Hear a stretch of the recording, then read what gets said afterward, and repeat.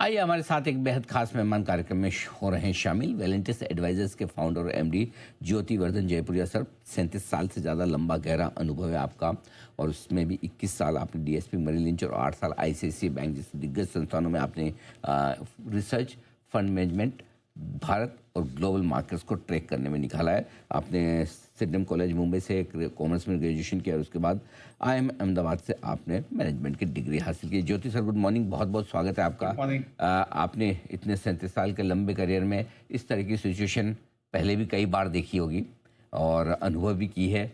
पिछली जो कुछ फाइंडिंग्स है, और आज से ठीक 6 साल पहले 23 मार्च को लोअर सर्किट लगा था, उस दिन 13% निफ्टी गिरा था, 7,500 7,600 पर निफ्टी आया भी था। क्या कुछ फ्लैशबैक में आप देखते हैं, क्या कुछ पिछले इतने फॉल से आप इस फॉल को कोरिलेट करके कहना चाहेंगे? हाँ, देखिए अनिल जी, तो क्या है ना, जब अपने फॉल के अंदर रहते हैं तो बहुत नर्वस लगता है कि ये कैसे बला टलेगी, ये तो ना एकदम अजीब हो गया। जब बाद में देखेंगे उसको 1 साल लगेंगे, वो बाइंग अपॉर्चुनिटी था, अपने खरीदे नहीं। तो हमने एक रिपोर्ट किया था कि भाई पिछले जितने भी जंग हुए, थोड़े skirmish हुए, उसका बाजार पे क्या असर पड़ा है।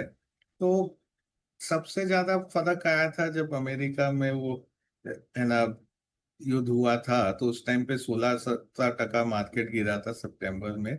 और एवरेज में 9% मार्केट गिरता है। और 30 दिन के बाद करीब है ना, मार्केट मॉडलेस एवरेज में रिकवर हो जाता है। तो एक तरह से वो पूरा लेसन वही है कि जब युद्ध होता है तो थोड़े दिन बाद एक बाइंग अपॉर्चुनिटी बन जाती है। मार्केट एंटिसिपेट करने लगता है कि कब ये युद्ध खत्म होएगा, और उसके बाद में मार्केट में रिबाउंड भी जोर से आता है। तो अभी नर्वसनेस है, पर अभी यदि है ना कोई के पास पैसा है तो थोड़ा थोड़ा डिप्लॉय करना चालू करना चाहिए। बिल्कुल ठीक बात है, आप कहने कि नर्वसनेस रहती है ये, और रिकवरी भी बाद में आती है। लेकिन क्या वाकई में ये एक पता लगाना संभव है कि कोई ऐसा संकेत, चाहे वो युद्ध की वजह से गिरावट हो या किसी और वजह से, कि किस लेवल पर ये एक थोड़ा संकेत मिले कि हाँ अब बॉटम बन गया है, अब रिस्क काफ़ी कम बची है, अब पैसा लगा लेना सेफ है?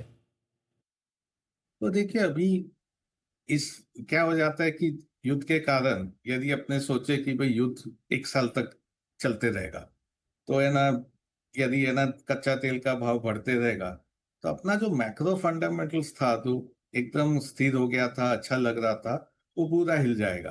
हर एक $10 यदि है ना क्रूड बढ़ जाता है, तो अपना करंट अकाउंट डेफिसिट करीब 0.4% जीडीपी के कंपैरिजन में नीचे हो जाता है। तो यदि अपने सोचे कि भाई $100 का है ना कच्चा तेल का भाव एक तरह से 1 साल वही बेकरार रहेगा, तो करंट अकाउंट डेफिसिट फिर अच्छा नहीं लगेगा। तो इन्फ्लेशन भी बढ़ जाएगा, और फिर बाद में ना इकोनॉमी में भी स्लो डाउन हो जाएगा।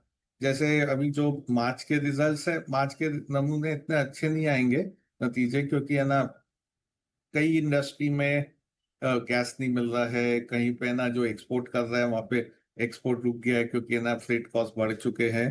तो फंडामेंटल एक तरह से थोड़े खराब हो जाते हैं, और काफी है ना नंबर्स अच्छे नहीं आते। मार्केट एक समय पे एंटिसिपेट करने लगता है कि ये क्वार्टर तो फंडामेंटल खराब है, पर अब युद्ध समाप्त हो गया तो 2 क्वार्टर बाद फंडामेंटल अच्छा हो जाएगा, तो उसको फिर एंटिसिपेट करने लगता है। अभी युद्ध का भी जो है ना, ट्रम्प के काफी ट्वीट्स आते जाते हैं।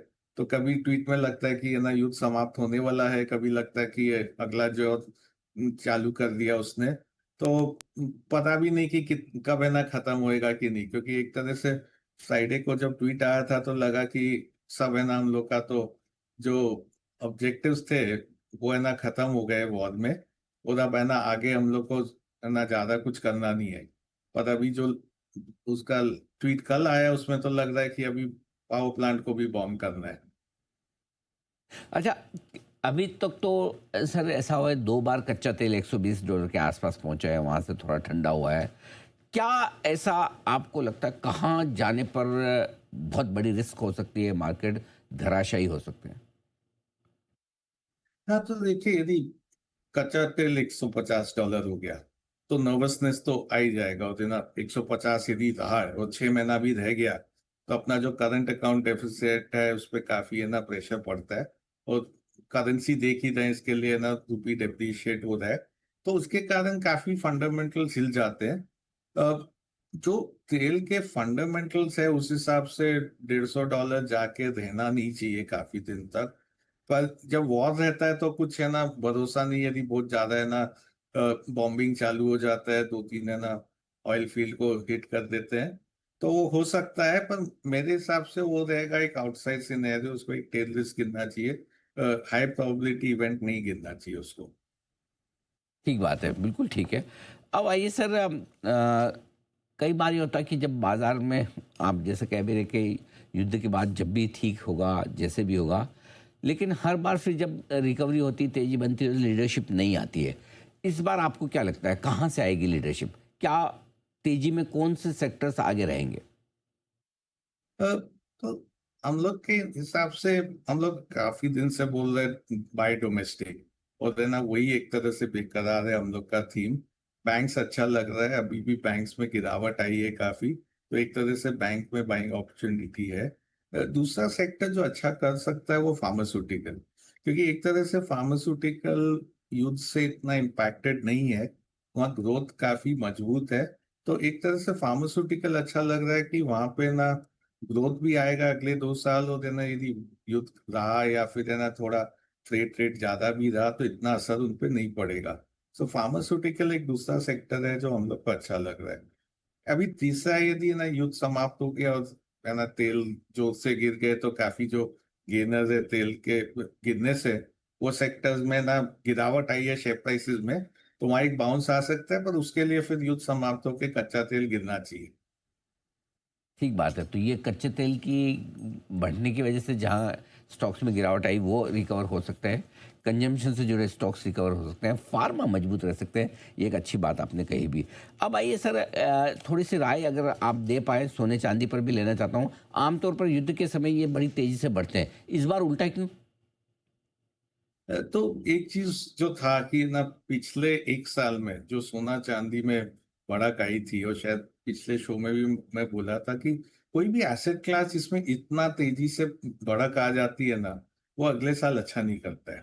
और ये एक तरह से ना बेस्ट एनवायरनमेंट रहा है गोल्ड सिल्वर के लिए, क्योंकि युद्ध में तो हरदम बढ़ता है, पर इस बार युद्ध में भी गोल्ड और सिल्वर गिर रहा है, क्योंकि इसमें बहुत पैसा बन गया लोग का, बहुत जोर से बढ़त आ गई थी, और काफी ना स्पेकुलेशन एक तरह से इक्विटी से शिफ्ट हो गया था, तो माइंड हो रहा है।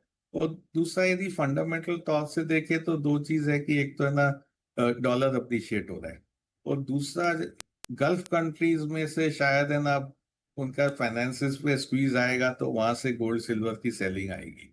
पर एक तरह से मेरा तो अनुमान है कि इतना बढ़ गया था शेयर प्राइसेस, गोल्ड का भाव और सिल्वर का भाव, उसके कारण वो अनवाइंडिंग होके है ना नॉर्मलाइज हो रहा है रिटर्न उधर।